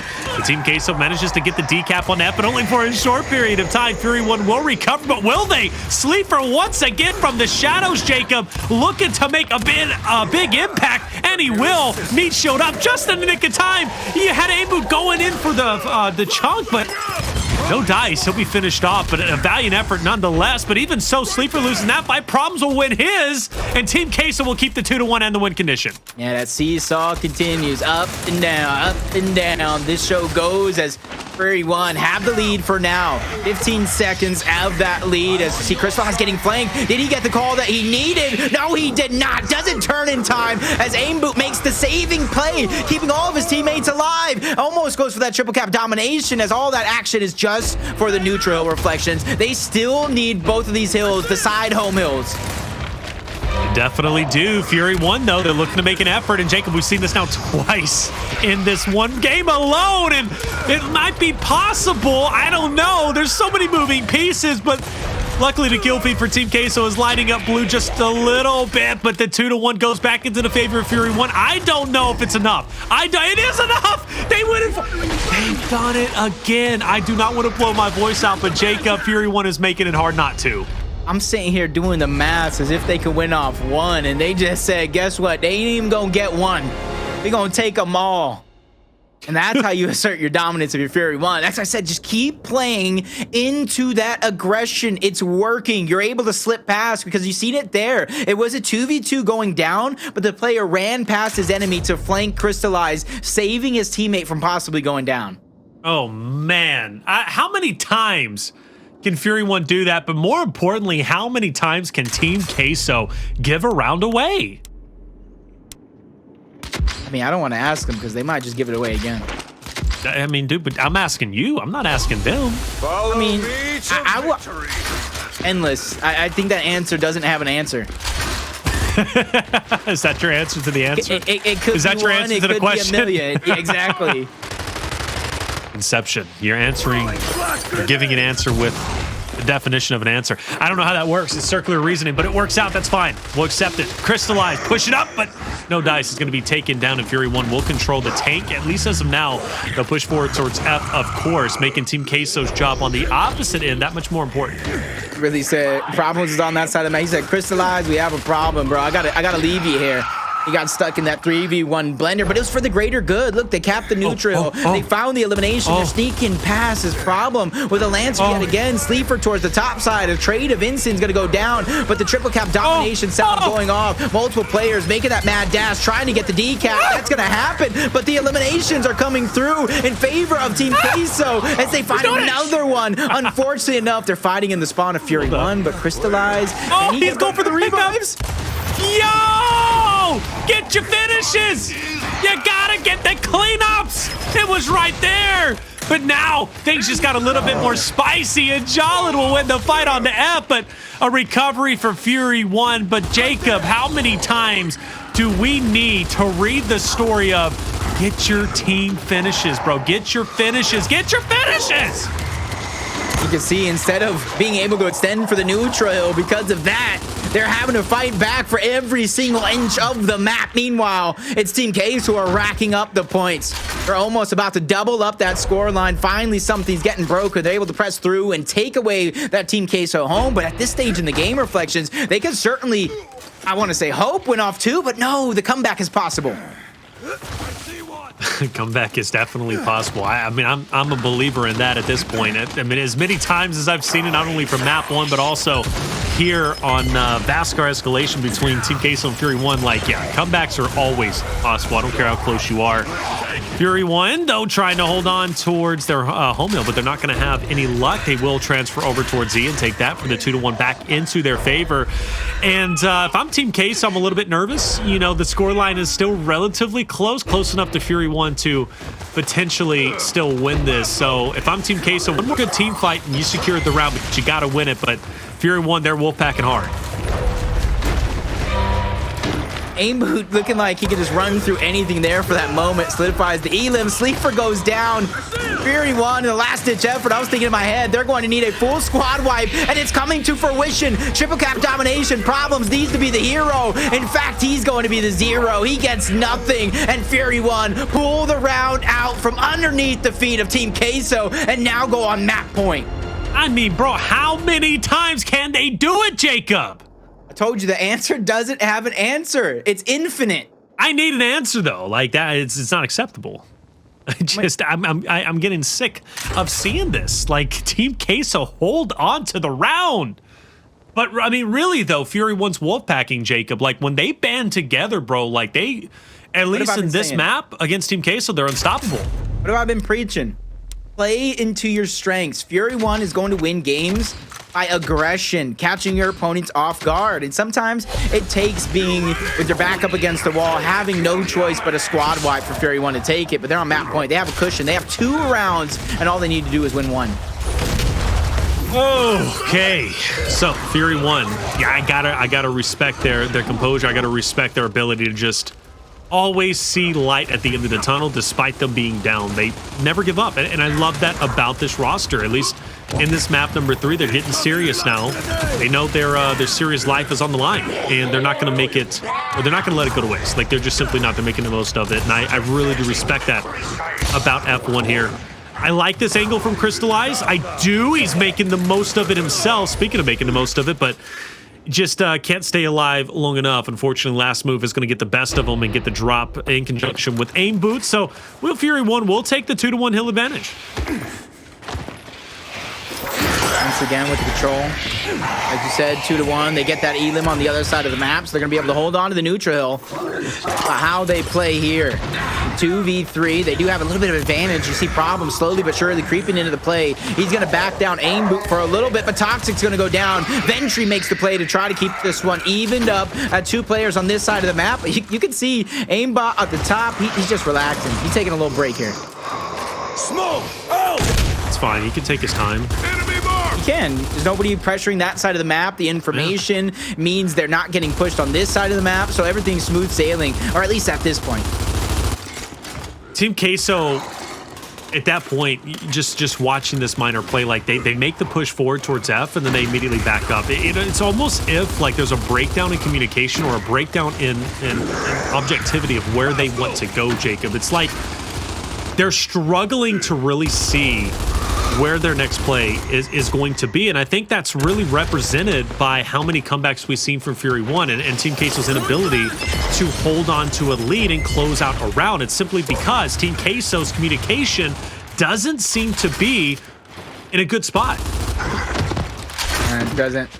But for now, it's doing just enough. They're chopping down the lead little by little.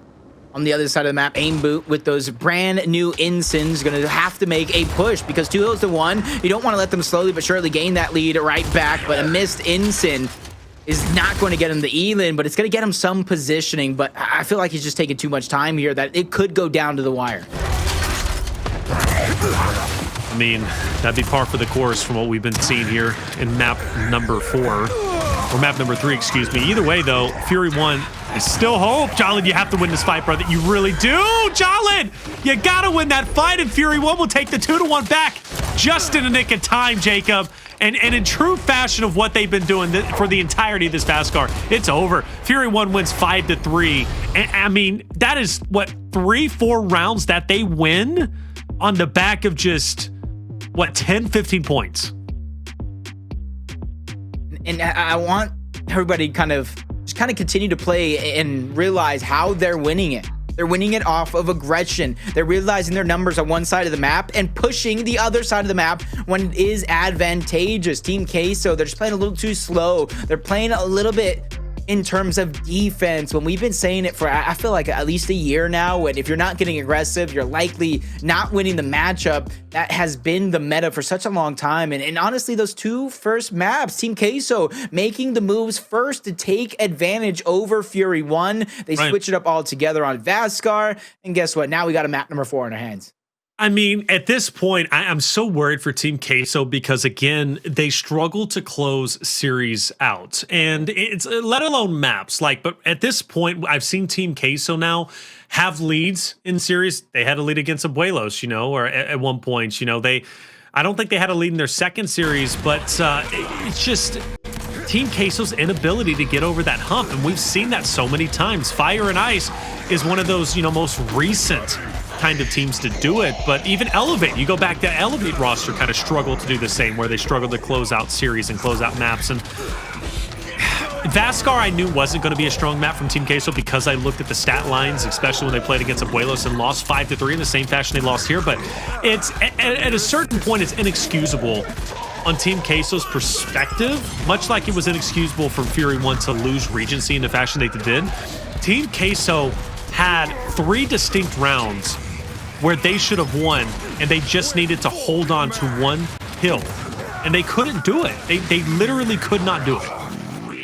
Which reminds me of the harbor that we saw in our first series, to where they just spread themselves too thin at the worst possible moment. And now you got to think, whether if it's by an inch or a mile, the momentum has to be on the side of Fury 1, pulling out a victory like that and honestly getting aggressive in the last couple maps. Then you add that with the fact that we're going to Ritual Control, I do believe, next. That's another very, very hyper-aggressive map. So if Fury 1 could continue in the footsteps, the blueprint they built here, they could see the possibility of a map number 5. You absolutely could. I mean, Ritual is going to be a fun one to watch. I had a chance to kind of, browse through the recent controls from week number 1 from Team Queso's perspective. Ritual was one of those maps that was played. They lost to Pittsburgh Knights 118-300. Not putting too much weight into that, only because Pittsburgh Knights United on Ritual. Those are the two teams they're just powerhouse teams there. Like they know that map like the back of their hand. They play it better than any other team currently, in Pro League, aside from maybe KCP, who has really, really progressed on that map quite well. But, Ritual might not be the strongest map for Team Queso, where, from Fury 1's perspective, when it comes to Ritual, I don't think they played it yet. No, they have. They played against KCP. Funny enough, they lost 113-300. So both teams have actually lost 113-300, one against KCP, one against Pittsburgh Knights. So maybe this could be a lot closer than I was expecting. Yeah, right now we've already seen that Team Queso, they're not afraid to get their hands dirty. They're just trying to keep that team-oriented gameplay in mind. And this is one of those maps where you need that perfect balance of aggression and team play, backtracking into spawn while moving forward deep to get the eliminations against your opponent. And I think Team Queso, they have the blueprint. We talked about them being the overall better team in the matchup. But sometimes in a matchup, the best of 5, you just need to win 3 maps, whether if it's 3-2, 3-0, you could sneak away with a victory. And Fury 1 with the momentum after Vasgar, as we get into Ritual, they have to set the tone and the pace early. Because if they come out and look like map number 3 never happened, we could see a 3-1 going into the next series, PK versus United around the corner. We definitely could, and from Fury 1's perspective, I want to see them be all gas, no brakes, because you can't be executing mid-map. You can't, like they did on District. Inexcusable. This series, could have been a lot closer at this point in time. Actually, this series could have been, 2-1 in favor of Fury 1. But the point is, if they can just catch fire on this map and not let that go, there's a real chance we go to map 5. And in fact, I think Fury 1 at this point is expecting a map 5 after that Vasgar win.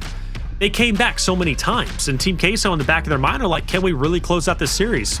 They have to. This is such a big momentum shift for the rest of Split 3 Pro League, as far as I'm concerned, for Team Queso. Look at your overhead map. Got 3v3 coming out of the top side. 1v1 a little bit in the middle here. flashes, gonna stun some players, force them back. Sleefer's gonna be the first one going down, but quickly revive back in. That was gonna be problems moving up as the downs continue to get traded, and it's Sleefer. You pull that gun on him, boy, you better kill him. He better. I mean, we just seen what he could do a little bit earlier, but Cristalize will kill Sleefer. It seems like from map 1 on District to map 4 on Ritual, the team kills, they're still here. That's going to get on over to Torquebo. Extra utility on the Sleefer's hands, spotting out these players, getting the information. A miss from Jaled's going to go at the position with Torquebo. Great spot. I don't know who that was, but keeping your eyes on the Torquebo. That's going to be a prize there as Toxiq takes his eyes off the team play. He goes down on the other side of the map, and now Team Queso play their cards right. They will have a 3v3 as Cristalize goes down. Jaled, Sleefer, both of them fall in the blink of an eye, and a last-second push for the scrap time. Fury 1 are going to come out on top. Yes, they are. 20 seconds could go their way, which would just nearly tie things up here. Great push from them, you know, and that shows that Fury 1, when they band together, just like they were doing on Vasgar, Jacob, they can break the defensive setup of Team Queso. This map will allow them to do that. This next hill is going to be very telling on Team Queso's perspective. They've got all members here to defensively set up and keep Fury 1 at bay. If Fury 1 could break this hill very quickly, which, I mean, just look at the Lancer fire from Toxiq, the amount of damage that he is getting, the value he is able to accumulate is tremendous. They effectively push Team Queso out of the hill. Fury 1 now inside, and it's Team Queso who has to now double back and retake the hill when they just had it seconds ago. I said that momentum from the last map on the side of Fury 1's got to be at an all-time high as Aimboot gets downed out twice, revive back in. That's going to be Toxiq, who not only takes down problems, he takes down Cristalize as well. Whole team spotting him out, but a sneaky play coming through. That's going to be Sleefer ending one's run, goes back-to-back with downs. Last move is gone, and you basically net him with the hat trick. Almost the ace, as Jaled's going to get credit for that one, but it's Sleefer is doing everything for the team that he needs him to do. All right, Team Queso, they might be feeling a bit more comfortable here. It's good that they didn't let that map number 3 go clearly. And problems might be causing some problems with that Torquebo. He's got to be aware, though, that he is going to be flanked, and he does not have any idea where Fury 1 is at, and that's represented by him sending a Torquebo flying into a wall where nobody was there. But no worries. Onto the hill. He's going to catch Toxiq off the roll and take him down. So that's going to be 70-23. Up close and personal. Wow. What? What a shot that was, Jacob. Yo, he didn't even hit him, bro. He hit his kneecap. He hit his knee brace, bro. He didn't even hit him. His brace. That's it, connected with. That's problems for you right there. Causing problems for Team Queso. For Team Queso in this matchup. I see Fury 1 back up against the wall. And I like this. Team Queso, they're taking the near spawn point first, going all the way around, and then trying to aggress onto the hill. That way, if they lose anybody, it won't be long. They don't have to trek across the map in order to get back into the mix, and it looks like they might lose Sleefer here. So a great play to take the spawn first, but they lose track of it. They go for the hill, and they basically get a trade. I don't think they need to chase last move as hard as they're chasing him. Like, they are really wanting this kill, and Problems now puts himself in between 2 players. That's a mispush. That's a play that shouldn't happen. He needed to be reeled in. Whoever from Team Queso is going to be the vocal figure needed to say, brother, you need to come back. We need you on the hill. And that catapults and snowballs into Fury 1 taking over the hill. Didn't try and set up, making sure that outward trajectory is going to be hard for them to overtake. Toxiq goes down in the mix. It looks like Team Queso are going to be able to solidify that back portion, but with well-placed flashes and revives, Fury 1 doing a good job of staying alive until that moment. Toxiq gets downed out. Players trying to move in and out to go ahead and regain some of that health, and you can see players spawning back and forth, and the outward spawn is going to go to Team Queso, so they're going to be able to hold on to this one much longer. It's going to take a flash grenade from Toxiq in order for them to break through, but he's going to go ahead and hold on, grab that Torquebo. Entire team's going to back up because they're going to play for next. All right, 120-43. Team Queso, great recovery. I thought that was going to be more devastating than it was when I saw Fury 1 take over the hill, but great composure, good recovery from Team Queso, and Jaled in the shadows. Aimboot doesn't know he's there, and a good pickup from Jaled's perspective. Now you got to worry about Toxiq with the Torquebo, but he will get some splash damage. Not going to be enough just yet. Comfortably, Team Queso will sit where they currently are. Fury 1 trying to figure out how do they want to make this push. And I think they're putting a lot of emphasis on Toxiq getting either splash damage or maybe a pick. Yeah, I don't like that very first bow. I love the idea around splash damage, but for anybody out there, if you're not getting splash damage when your teammates can push up, you're basically wasting a torque bow because they're gonna survive, they're gonna regenerate that hill, and then kind of do this. They move up, grab frag grenades, they're stalling you out while they've almost got 100+ points onto yours. Is Toxiq trying to play the outside, get the eliminations, then slowly try to move in, but the longer they take, the less time that will be left over for them to grab. Ooh, Aimbot, he's going to find a couple of victims potentially, but he turns into the victim himself. He gets hunted down. Cristalize turns around, doubles back for the hill, but Fury 1. They get probably a hill with the most time on it so far, Jacob. 30 seconds to fight for. That'll comfortably put them about 80 to 143, which, you know, isn't too terrible, to be honest. So Team Queso can still, you know, obviously run away with this, but Fury 1 might taper off the score lead just a little bit. I talked about Team Queso's retaking ability, and they're going to go ahead and give that a test once again for the remaining 19 seconds. Smells great, by the way. Ace are doing a good job keeping it contested, but how long can they keep it contested? They lost Cristalize, lost Sleeafer. Problems. Gets put on respawn, and guess what? Jaled wants to join the rest of the team across the map. But like I said, earlier on in that matchup, you die at the perfect time. They're going to get torque bowed. They're going to get the next hill. So dying was actually a blessing for Queso. And that's not said too often, to be honest. But you know what? Sometimes it does work when it comes to obviously control. You get the respawn for the fresh hill, which obviously we see that great shot from Sleeafer onto Ventry. And now it's going to be a 3-man push from Fury 1 from the low end side of things. It will quickly turn into a 4-man push as Ventry is going to be back into play, but as soon as he comes back off the respawn, he's immediately back into respawn because Sleeafer connects onto him again. Slow and steady is winning this race for Team Queso. They're not over forcing situations. They're getting damage, using their teamwork, and you can see the difference there with the splash damage versus when Fury 1 was doing it. The entire team, whether he gets damage or not, is there to follow up at them being displaced out of their cover. So Sleeafer grabbing up another one with those smokes. You know, it's only a matter of time, and perfect free fire from Sleeafer to get that one on the last move, denying any opportunity for anybody else.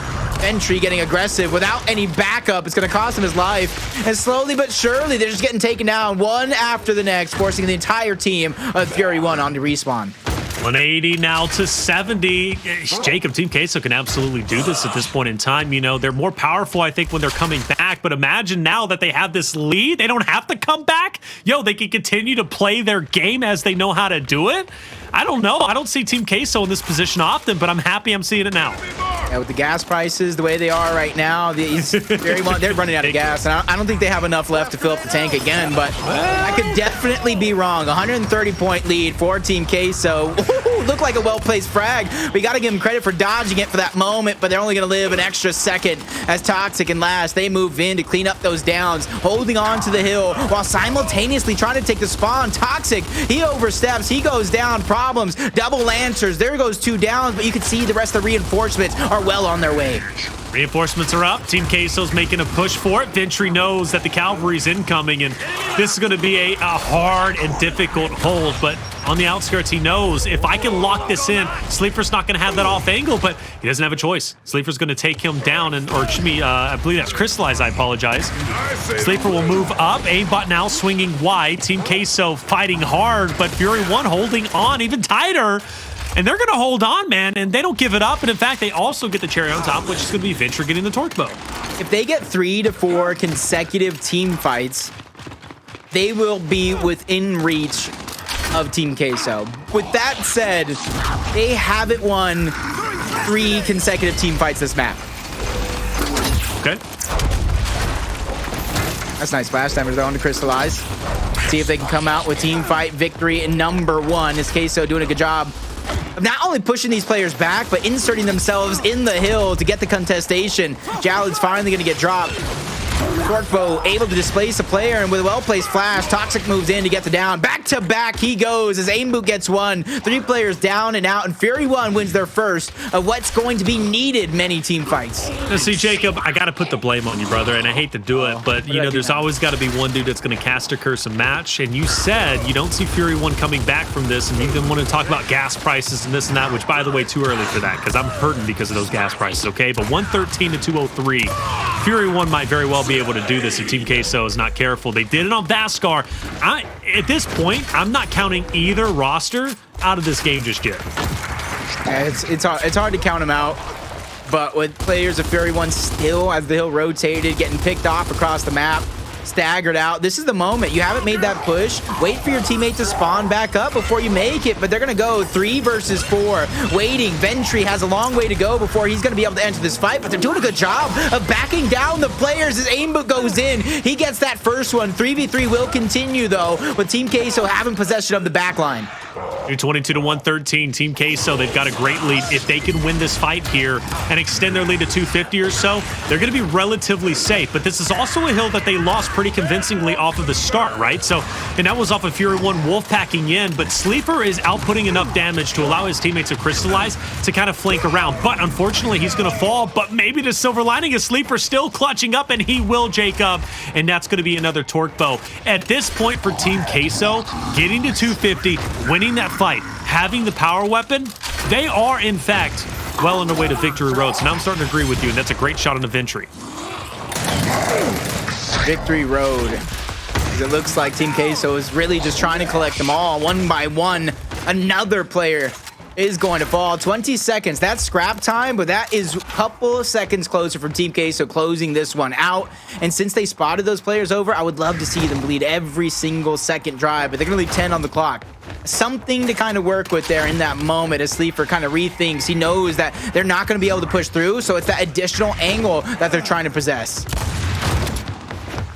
Sleeafer's been a pop-off player on this map, and even a pop-off player on Vasgar despite taking the L, and that's going to be a great shot. Fantastic.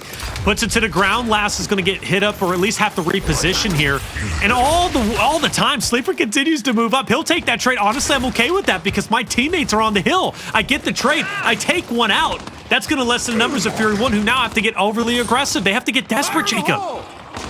Only person that can kill Sleeafer is Sleeafer himself, or at least that's the feeling, the way he's playing, and all that lance across, that's coming through. Great shots, great shots. Jaled's gonna clean those ones up, and Sleeafer being the distraction, and look how far away he was. That made somebody chase him on that side of the map and allows Team Queso to pick up the points. Less than 10 seconds is all that's going to be needed for Team Queso, and you see multiple players of Fury 1 trying to break through. The last second, the last chance they're gonna get, Toxiq gets denied. Aimboot gets shut down. Jaled's gonna join him in the afterlife, and Team Queso will pick up map number 3 and take the series 3-1. Well done from them. They finally did it, ladies and gentlemen. They get their first win in Pro League for Split 3. Well done and well accomplished off the back of a huge comeback from map number 1, a big victory on Tomb Execution, and then ultimately a victory on Ritual just before your very eyes. Team Queso now will better their record, I believe 1-2 in Pro League, and they will start moving up in the ranks. You can kind of see it. Map number 1, 6 seconds. 6 seconds from taking that map. Map number 2, 6-4. Another close opportunity from Fury 1, unable to close it out.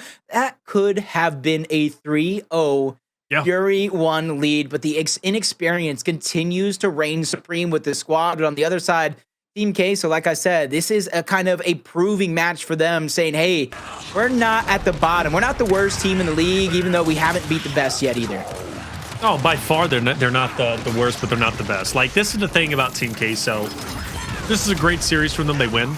But there was a lot of mistakes made today, Jacob. Like, a ton of mistakes. And you don't even have to go as far as map number 1 with the team kills. Remember when Cristalize ended up getting the chunk on one of his teammates who had the drop shot? Like, that drop shot could have very well meant, whether you're getting points from bandstand or you're losing points from bandstand. Ultimately, they end up losing points. Like, problems tried to pop off after that, but even so, team kills like that can't simply happen.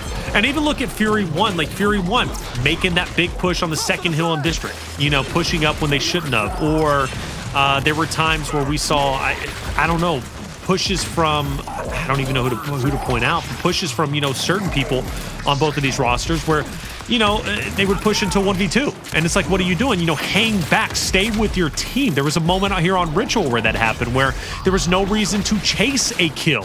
There was no reason to push out as far as he did. He should have been reeled back. That's where communication comes into play. And communication is a big talking point for Team Queso, and you don't have to look any further than Vasgar. There was no communication there, and you could see that with as many times as Team Queso lost rounds when they were just 10 seconds away from victory, or they would make pushes only to back away and back up, but then push forward again. That's because the communication isn't there. It's a victory, it's a confidence booster, but both rosters, as far as I'm concerned, showed a lot of error in this series, and they really need to improve it and kind of tidy that up, getting closer to the major. And inside of Fury 1, though, like I said, they're not a bad roster at all. In fact, if you guys want me to play on E-Days, I'm welcome to join you guys. I can show you guys a little bit, because that's what I think they lack, realistically, all jokes aside. They lack you? Not just me, of course they lack me. Everybody lacks me, but just the brain. Somebody that like myself who's experienced it all. So they lack you. I don't need to hit the shots. They can hit the shots for me. I'll just go ahead and put the troops exactly where I need them, but that's just a point, though. All jokes aside, like I said, they're just missing the experience. They're missing the IGL, the strategy depth that I know they can achieve over time. But time is winding down. If they want a championship, it's now or never. It's true, but they do have time. It's only the second week. It's only day number 3 of Pro League, right? But there were a lot of errors. Like, bottom line, period. Good victory from Team Queso. Great fight from Fury 1. But a lot of errors were made. So definitely you got to go to the drawing board, figure it out. You got coaches, let those coaches work on it and really hammer out a lot of those issues. But Team Queso, well done on your first victory. You love to see it if you're a TQ fan. But we have one banger of a series left today, ladies and gentlemen. It's going to be Pittsburgh Knights versus E United for the first time in Split 3. You don't want to miss out on this one. It's coming up after the break.